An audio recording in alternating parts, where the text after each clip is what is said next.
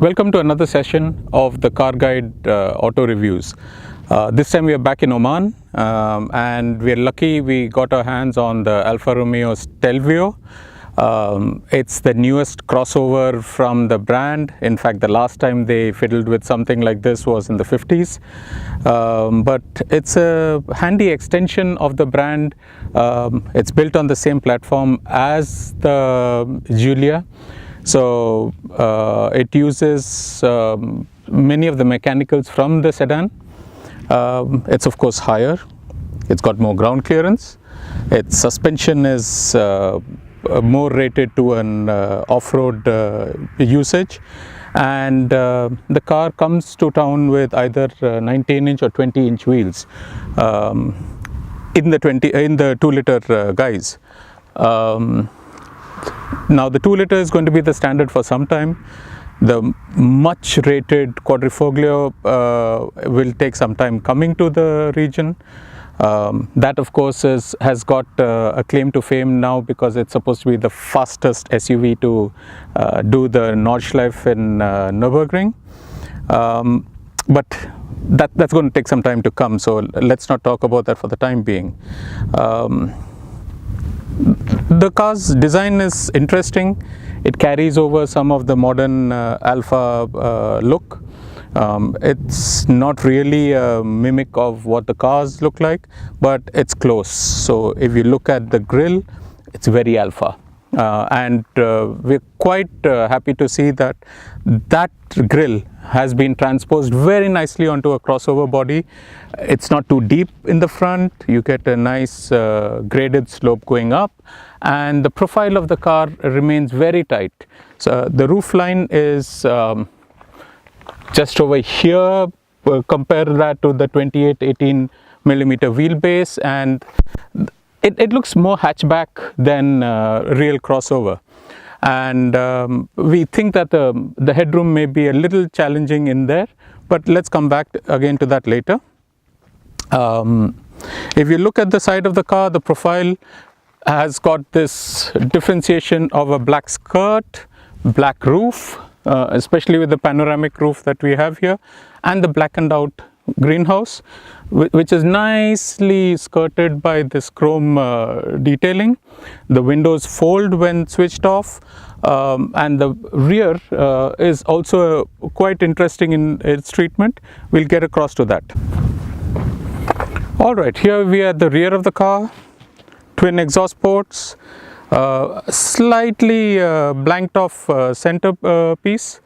The tail lights wrap around here with their LED effect, and this window comes slightly blackened out.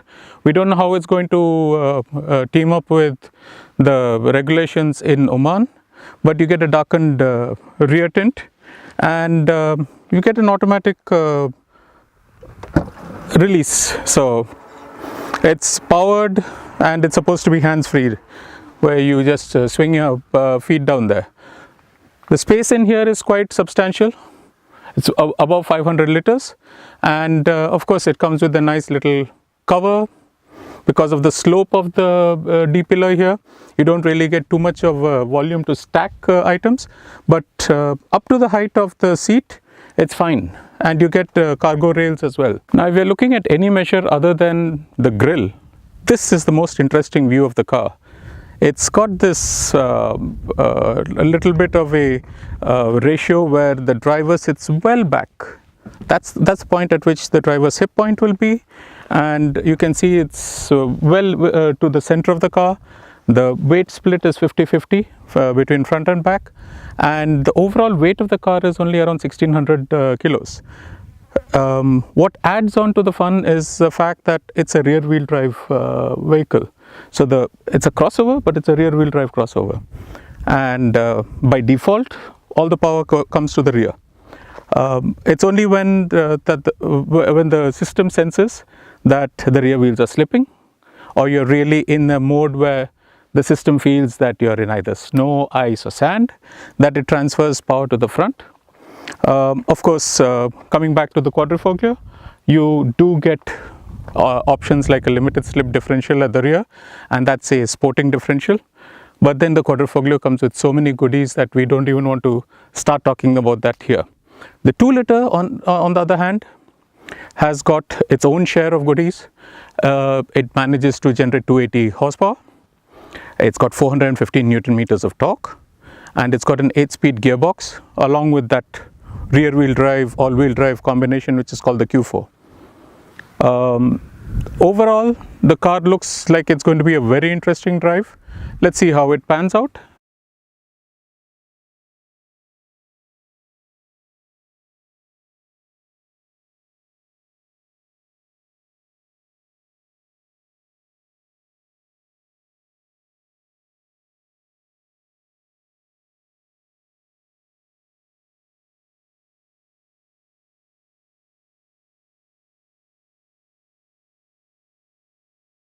The car comes to the region with this large 8.8-inch screen. The top of the line gets a color display of color TFT display for the instrument panel. That itself is almost 7 inches. So there's a lot of display area up front, but interestingly, the design of the car is still very sleek. The dashboard is horizontal. The theme of it goes in stages, so you have the top layer where the display is, you've got a second layer below that with the air conditioning ducts, then you have the controllers for the air conditioning, and then below that you have what is almost a solitary standout panel where you have the USB connection and the cigarette lighter.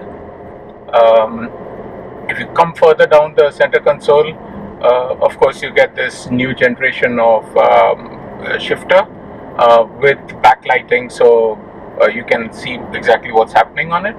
The 3 dials down here are essentially the controls for like the central dial controls your interface with the display. It has got an option which we believe is coming at a later stage, where you can actually scribble text on top, something like most luxury cars were offering a few years ago. You've got a volume and a audio control knob on the right, and on the left, closer to the driver, is the drive selector mode, which Alfa Romeo calls their DNA knob. DNA? Well, it connects very well with what they're trying to communicate, but if you just want to simplify it, D would be dynamic, N would be the normal mode, or for most others it would be the regular comfort setting, and A is actually an efficiency mode. So depending on where you want to push the car and how fast you want to take it, you just need to flick through the knob. Now for the driver, more importantly, with the sort of kit that the car comes with in the region, you get this cutaway steering, you get a engine start-stop button right on the steering wheel, and you also get the audio and cruise control knobs right up here. This of course is the 2-liter version, the 280 HP, the Quadrifoglio, I hope I'm pronouncing that right, with its 2.9-liter V6 engine. Comes with some more kit in the car, and one of the most important additions to that is this knob of the DNA knob which we have here switches to the DNA Pro knob, so you have an extra race mode. Of course, we'll give you a more detailed review of the car when we actually drive it, but the race mode should be interesting because what it does is it essentially switches off all the stability control and driver minders that the car comes with, and with that sort of horsepower available on the Quadrifoglio, you should be able to literally race the SUV to wherever you want. We've tried to take the seat as low as possible, and I'm 5'10", and that low setting on the seat gives me around a fist width of headroom further up on the top of my head. So it could be a challenge for some really tall drivers, but the cabin is relatively compact, and you have seen the profile of the car, so there's really not much volume that the company has to play with.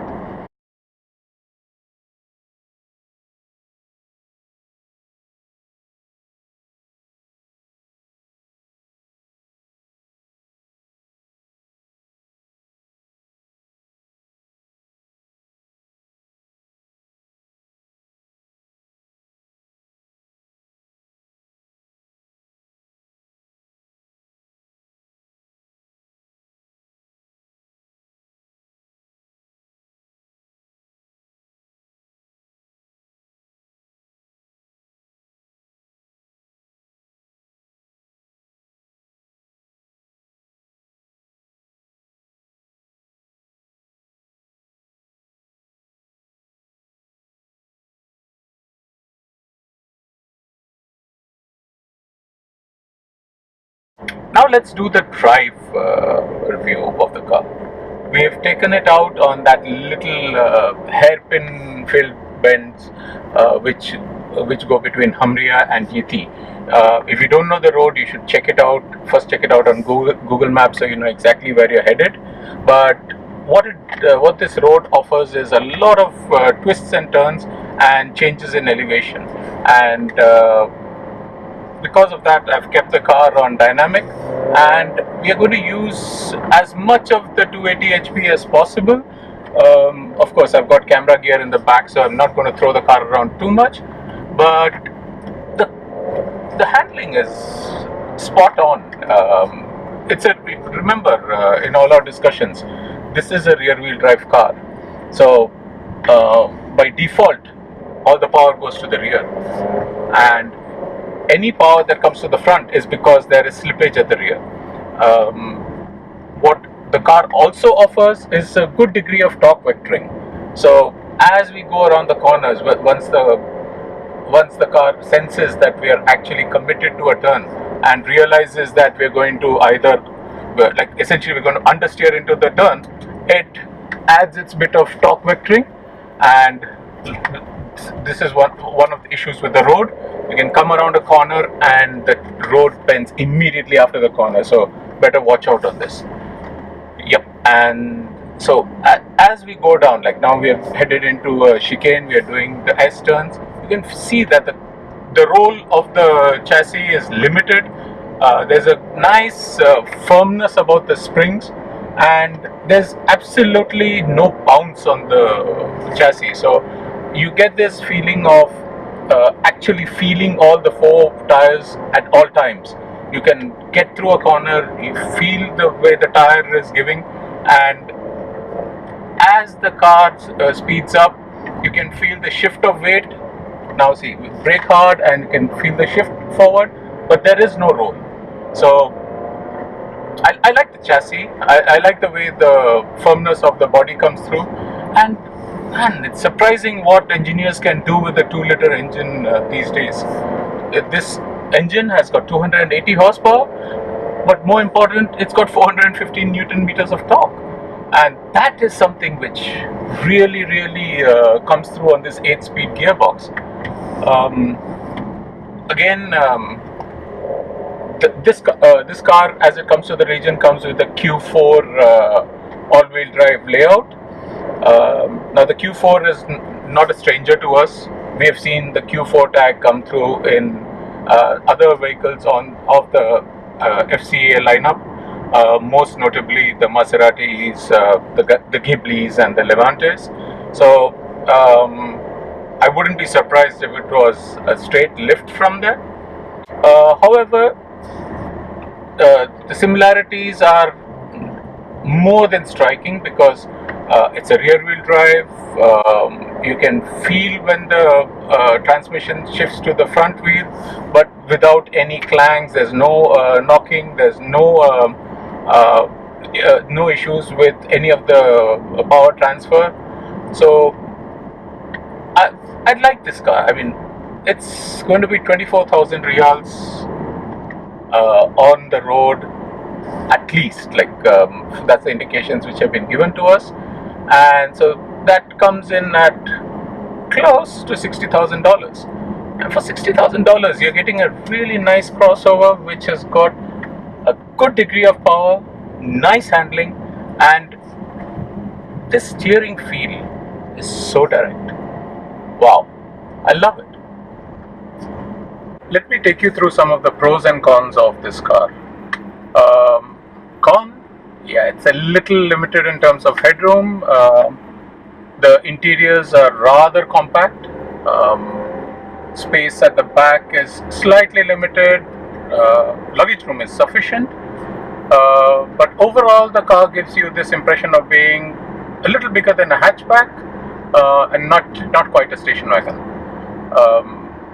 The ride height is nice, but one of the other cons is we've been driving around in December weather here in Muscat, and the air conditioning needs to be put right up there at a rather noisy blower level before any real effective cooling comes through. So perhaps in the medium term, the AC units may need to be looked at in terms of getting a bigger compressor or some more chilling in there. Other than that, well, the dynamic mode is a lot of fun. It gives the car a bit of a raw edge.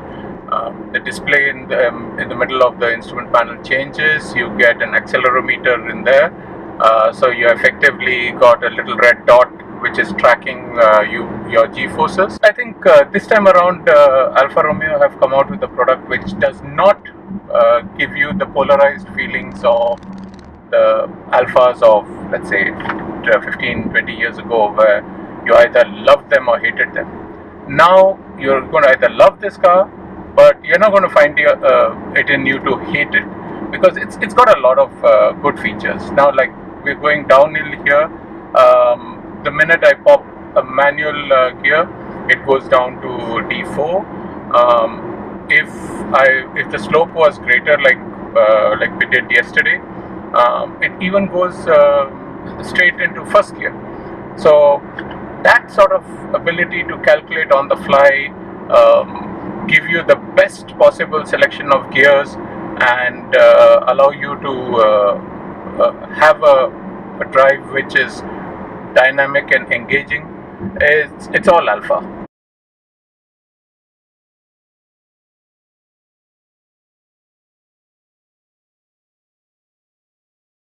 We've had a great couple of days with this car. Frankly, any Alfa Romeo is always interesting, and the Stelvio, it really brings in some different dynamic altogether.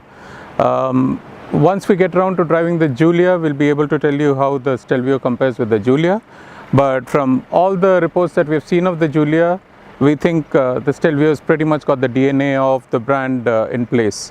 From the styling, to the way that profile communicates itself, to the way it draws in eyes from people driving in cars around you, and your reaction as you sit behind the wheel and enjoy all the power of a 2-liter turbocharged engine which throws out 280 horsepower.